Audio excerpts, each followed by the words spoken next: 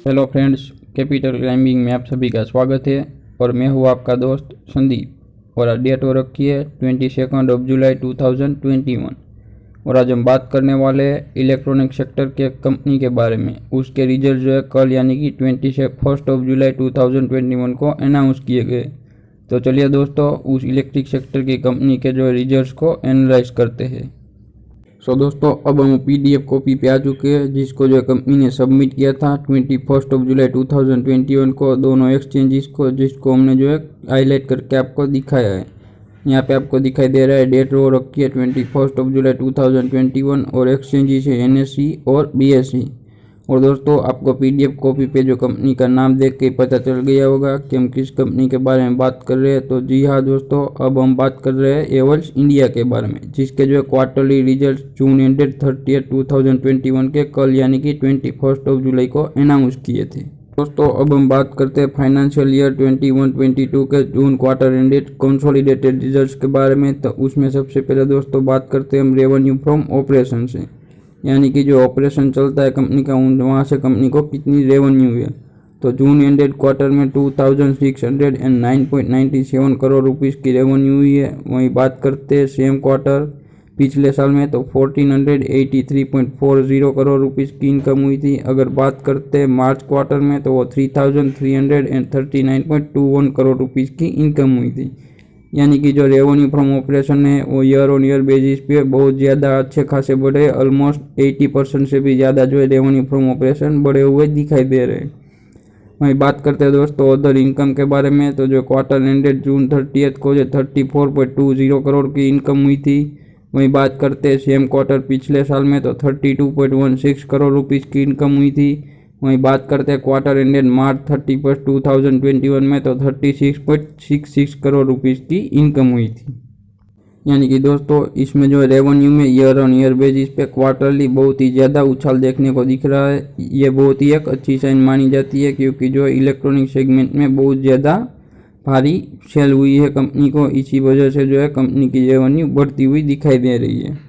दोस्तों, अगर हम फर्दर बात करते हैं कंपनी के total comprehensive income for the period, यानी कि वो ये जून क्वार्टर के पीरियड का कॉम्प्रिहेंसिव जो है कंपनी का कितना हुआ है नेट इनकम, तो उसमें बात करते हैं 235.21 करोड़ रुपीज़ की नेट इनकम हुई है कंपनी को। अगर बात करते हैं पिछले साल सेम क्वार्टर में, तो कंपनी को सिर्फ 63.13 करोड़ रुपीज़ की नेट इनकम हुई थी।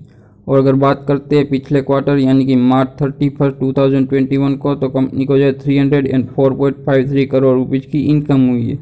यानी कि जो कंपनी को जो है क्वार्टर ऑन क्वार्टर बेसिस पे ईयरली जो है वो बहुत सारी इनकम भी दिखाई दे रही है, यानी कि इनकम में भी बहुत ज़्यादा उछाल दिखाई दे रहा है।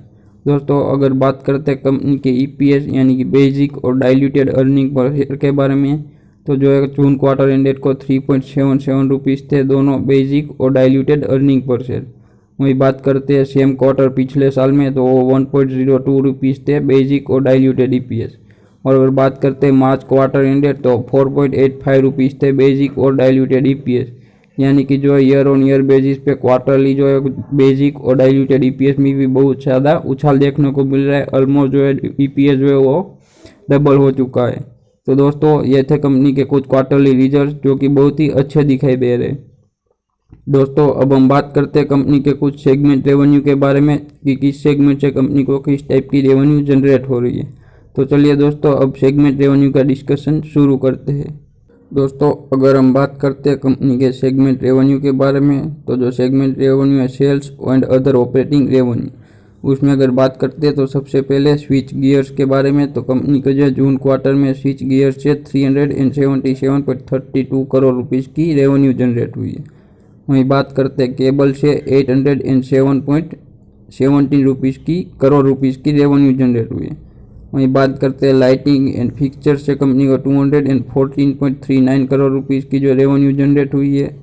वहीं बात करते हैं इलेक्ट्रिकल कंज्यूमर ड्यूरेबल्स, वहाँ से 576.33 करोड़ रुपीज़ की रेवेन्यू जनरेट हुई है। और लॉयड कंज्यूमर से जो है कंपनी को 497.46 करोड़ रुपीज़ की रेवेन्यू जनरेट हुई है। और बात करते हैं अदर अनस्पेसिफाइड सेक्टर से, तो वहाँ से कंपनी को 137.30 करोड़ रुपीज़ की रेवेन्यू जनरेट हुई है। बेसिकली दोस्तों कंपनी इलेक्ट्रिक सेगमेंट में काम कर रही है, यानी कि यहाँ पर जो है different type of products available रहती है यहाँ, इसीलिए जो है सेगमेंट रेवेन्यू भी बहुत ही ज़्यादा पार्ट दिखाई देंगे, क्योंकि और इलेक्ट्रिक में बहुत ही ज़्यादा ऑप्शंस अवेलेबल रहते हैं। दोस्तों ये सेगमेंट रेवेन्यू हम कंपेयर करते हैं क्वार्टर एंडेड जून 30, 2020 यानी कि पिछले साल से। तो उसमें स्विच गियर से 190.16 करोड़ रुपीज़ की रेवेन्यू जनरेट हुई है। वहीं बात करते हैं केबल के, तो वहाँ 461.13 करोड़ रुपीज़ की रेवेन्यू जनरेट हुई है। वहीं बात करते हैं अगर लाइटिंग एंड फिक्सर्स है, तो वहाँ पे 142.30 करोड़ रुपीज़ की रेवेन्यू जनरेट हुई है।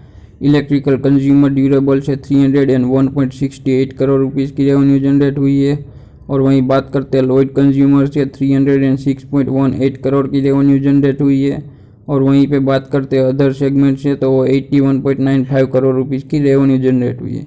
यानी कि पिछले साल सेम क्वार्टर के हिसाब से जो कंपनी की रेवेन्यू है दूसरी डिफरेंट टाइप ऑफ सेगमेंट्स में काफ़ी उछाल देखने को मिल रहा है। वो दोस्तों हमने रेवेन्यू टोटल है उसमें भी देखने को मिला था, क्योंकि पिछले साल के कंपैरिजन में इस साल में जो है बहुत ज़्यादा अच्छी तरीके से रेवेन्यू में उछाल देखने को मिला है, और वो एक बहुत ही अच्छी साइन मानी जाती है। तो दोस्तों ये थे कुछ कंपनी के सेगमेंट रेवेन्यू और फिर कंपनी के रेवेन्यू पोर्शंस के बारे में। दोस्तों अब हम देखते हैं कंपनी के स्टॉक में जो है पिछले दिन यानी कि 28 जुलाई को किस तरह का कारोबार देखने को मिला था। तो आइए दोस्तों अब मैं आपको सीधा NSE की वेबसाइट पे लेके चलता हूँ, वहाँ पे हम कंपनी के स्टॉक के कारोबार के बारे में डिस्कशन करेंगे। दोस्तों अगर हम बात करते हैं कंपनी के स्टॉक के कारोबार के बारे में, तो जुलाई 20 को कंपनी का स्टॉक 0.76 यानी कि 8 रुपीज़ और 30 पैसे बढ़ के 1097.95 रुपीज़ पर क्लोज हुआ था। और वहीं पे दोस्तों अगर हम बात करते हैं कंपनी में क्वांटिटी ट्रेडेड के बारे में, तो कंपनी को जो है 28 जुलाई को 28,62,980 क्वांटिटी की ट्रेड हुई थी। उसमें से अगर बात करते हैं डिलीवरेबल क्वांटिटी के बारे में, तो 8,73,322 शेयर्स की डिलीवरी उठाई गई।